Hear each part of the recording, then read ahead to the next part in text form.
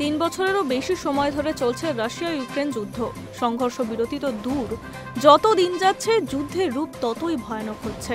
এই আবহে রাশিয়ার নিয়ন্ত্রণে থাকা ক্রাইমিয়ার তেল ভান্ডারে ভয়ঙ্কর হামলা চালালো ইউক্রেনের সেনারা। এই ঘটনায় এখনও পর্যন্ত কোনো হতাহতের খবর পাওয়া যায়নি, তবে বেশ কিছু ছবি ইতিমধ্যেই প্রকাশ্যে এসেছে, যেখানে দেখা যাচ্ছে হামলার জেরে দাউ দাউ করে জ্বলে উঠেছে তেল ভান্ডার।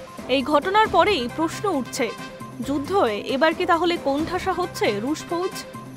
ইউক্রেনের তরফে জানানো হয়েছে, ক্রাইমিয়ার যে এলাকায় হামলা চালানো হয়েছে সেখানে রুশ সেনা অস্ত্র পাচার করত, তৈরি হতো মারণ মিসাইল এবং বোমা। রুশ আগ্রাসনের বিরুদ্ধে এই অভিযান চালানো হয়। সূত্রের খবর, শতাধিক ড্রোন নিয়ে ক্রাইমিয়ায় হামলা চালায় ইউক্রেন সেনারা।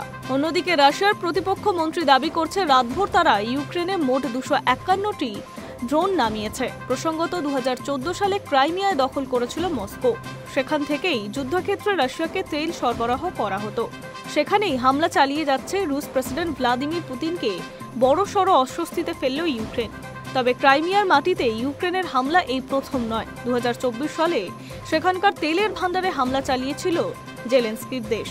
উল্লেখ্য, 3 বছরেরও বেশি সময় ধরে যুদ্ধ জারি করা হয়েছে রাশিয়া ও ইউক্রেনের মধ্যে। 2022 সালে 24শে ফেব্রুয়ারি প্রথমবার ইউক্রেনের আকাশে দেখা মেলে রুশ রণতরীর। সেই শুরু হয় হামলা ও পাল্টা হামলায় হাজার হাজার মানুষের মৃত্যু হয়েছে দুই দেশে। চলতি বছরে জুন মাসে রাশিয়ার মাটিতে অপারেশন স্পাইডার ওয়েব চালায় ইউক্রেন। শতাধিক ড্রোন নিয়ে হামলা চালানো হয় পুতিনের দেশে।